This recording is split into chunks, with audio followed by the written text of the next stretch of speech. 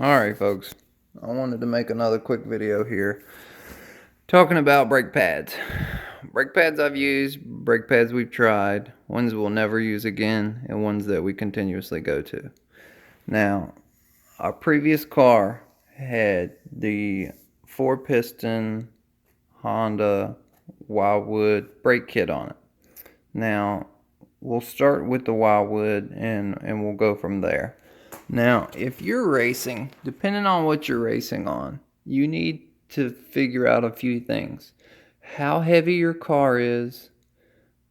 Do you run ABS? I would say no. But one major factor is how heavy your car is, the temperature of the weather that you're driving in. If you're driving in the wintertime versus the summertime, your pad is going to change. You're going to need to change the pad to a more aggressive pad during the summertime. Some pads work better in colder weather, some work better in hotter weather. That's what we found. Now also, if it's raining, you're going to want to do the same thing. You're going to want a less grippy pad if it's raining. So what we found out is these right here are your Willwood Polymatrix B compound. Alright, now excuse my crude paperwork here, but what we have is we have the Wildwood compound A, the B, and the H. I've ran all three. Now the A, I've ran one time, and I didn't like it because it was unpredictable and it didn't last very long. I mean, it had good life. It had life close to the B compound, but when it was cold, it was more grippy than it was hot. And to me, that's opposite of what you want. You want cold tires and cold rotors to be softer than hot tires and hot rotors. So we didn't opt to go back with those. Now, the B compound has a coefficient rating of 62 to 60. The hotter it gets, it leans off just a bit. Now, the H compound, if you're racing a long time, upwards 14, 16, 18, 24 hours, you're going to want to run the H. The H pads, given that our car was about 2,600 pounds, we could make 16 hours out of a set of pads. Now, the coefficient on those is 64, so it's a little grippy.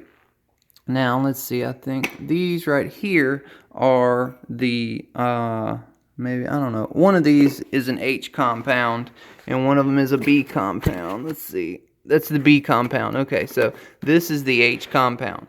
So after, I think it was, we had an 18-hour race. We still had 26% of the life on the pads. So those weren't bad pads at all. They caused a little bit of a grippiness. The front tires like to lock up. So I preferred to run the B compound because I could push the pedal as hard as I wanted, and I had no worry about the brakes locking up. I mean, you could lock them up, that's no problem. But I had no worry about it because it was more of an even pressure than pushing on the H and then it just locking it up. You know, with the B compound, you allow your rear tires to do a little bit more because the front isn't so, wanting to lock up all the time. So that was where we were with that. Now, if you were going, most people run the Hawk Blue, the 9012s. Now that has a coefficient of 72, which our H's that I had that locked up were a 64. Now, a 72 is pretty high and a pretty good chance of locking up the tires, which I see a lot of the BMW guys locking up tires. And a lot of them are running the 9012s just because they're not as expensive as some of the other brands. If you're running a heavier car, I would recommend the blues, the 9012s. But if you're running a car that is lower than 2,300 pounds, I would suggest a coefficient rating in between 60 and 65. That's what most of these are. Now, on the rear of the car, you don't want a coefficient rating anything, above 60. So what I always ran in the rear was Hawk HP Pluses. That has a coefficient of 56. Now, I never had a problem with the rear locking up, coming around, sliding, any of that. So it's very important not to lock your tires up, because then you cause a flat spot, then you cause vibration, then you cause loose lug nuts, bearings fail, your tire goes flat. All sorts of things can come from a flat spotted tire. So you want to try your best to not locking the tires up. And if you do hear them or feel them lock up, let go of that brake pad. Slide through the grass a little bit, whatever it may take. Or next time you come into that corner, don't brake at 3, brake at 3.5 or 4. Give your car a little bit of leeway. The time you spend in the grass might take 10 seconds, but then that's going to take you 15, 20 laps to make that 10 seconds up that you tried to brake early. Or brake late, I would guess. Now, we're building a new car, and our new car we're running a little bit different. The reason we're running different pads is because the brakes that we're putting on our car, they don't offer very many choices. They offer no choices for our car from Hawk. So that was a bummer. So the only thing that they offer for our car is EBC and Carbotech. Now, these right here are the brakes that we're running on our Acura. These came out of an Acura RL. They're 4-piston. They're very similar to the 4-piston brakes that Willwood sells that can go on damn near any Honda. So we have got these, which were $105 for a set of 4. And then we have these Carbotechs, which were $220 for a set of 4. Now, that is a big difference in cost, so you have to think. If I'm running an 8-hour race, if the yellows will last me, then run an 8-hour race with the yellows. But if you're running a 12 or 14 or 24-hour race, you might want to run the Carbotech, just because you'll get a longer life out of them. And everybody knows you're going to lose 10 to 15 minutes in the pits, pulling wheels, pulling pads, and putting new ones in. If you can do it in less than 10 minutes, you've got an awesome crew. I got a good crew, but not everybody knows how to change brakes as fast as everybody else. So what I've found online, I've yet to run them, and from the research I've done from another team who's running these same brakes, the Carbotech pads are kind of the way to go. Now, this car we're running is also around 2,500 pounds. So they ran the XP8, which has a coefficient of 56. So I felt, and when I did the research, they said the XP8s were good for vehicles between 1,900 and 2,200 pounds.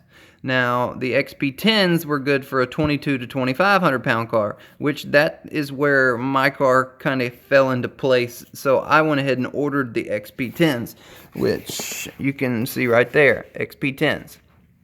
So that's what we've got. We're running a coefficient rating of 60. So just like up here, where the compounds from Willwood, the A and the B and the H, they're all within the 62, 62, 60, 64. So that's all within the same range of one another. So being that the XP12 is a 65, designed for a 2,500 to 2,900 pound car, I didn't go with that. The reason being was because the size of that pad with a coefficient rating of 65 and the size of this pad with a coefficient of around 65, there's a large difference in meat there. So I've got a larger footprint than I do on this one. So if you have a large pad, maybe Camaros or Mustangs have a pad that sticks out to about here. I'm not sure. I don't run one, so I don't know what their pads look like. But if you have a larger pad, then I would say lower the coefficient rating depending on the temperatures that it is outside. So if you're running a race in the 85 to 95 degree weather, which is very hot, then you're going to want to run a high coefficient rating, somewhere between 65, 72, somewhere around there. If you're running in the wintertime, I would say run, lower coefficient rating pads, somewhere between 58 and 64, and that will help you get a better pad life in the cold that won't lock your tires up as easily And then also in the summertime, when you run a higher coefficiency rating number, then that will help prevent the pads basically just deteriorating. They're going to just disappear super fast. The hotter it gets, the faster they're going to wear away. So, you know, that's kind of where I am with that. Now, as far as rotors are concerned, if you're paying $220 for a set of pads, you pay more for the pads than you do the rotors. So who really cares about rotors? Rotors are kind of a throwaway item. Don't buy the most expensive rotors you can find, but yet don't buy the cheapest rotors you can find. You can buy normally a set of rotors for around $150 depending on your car. And if you're going to run the cheaper pads like the EBCs that are $100, then your rotor is more inclined to last maybe all season. If you're going to run the Carbotechs, you might get 1 or 2 races out of a set of rotors. But rotors are very important. Stopping is the #1 thing after safety. So, and I would almost say that stopping is part of your safety protocol in the car. So brakes are my #1 thing on the car. I care more about brakes than I do about the engine, than I do about anything else. So you've got to have good brakes, good rotors, good pads, good tires.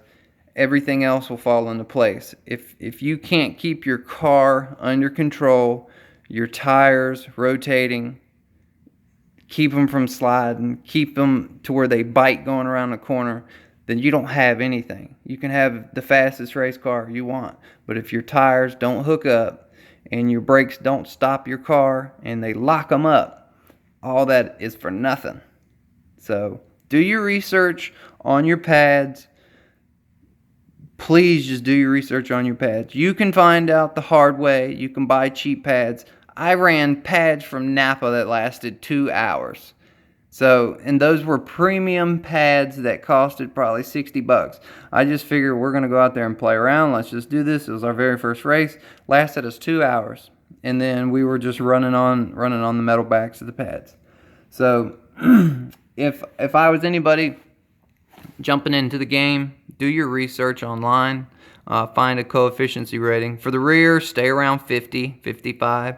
For the fronts, stay around 65. You know, that's probably a pretty good number. So I hope this video was informative for anybody out there looking at new pads. I'm sorry I don't have more selection to choose from. These are just the ones that I have, the ones that I've tried. I don't have the blues anymore. We ran those for 1 race and they were so grippy I just had to get rid of them. So I hope y'all liked the video. Subscribe if you want to see more, and thank you for listening.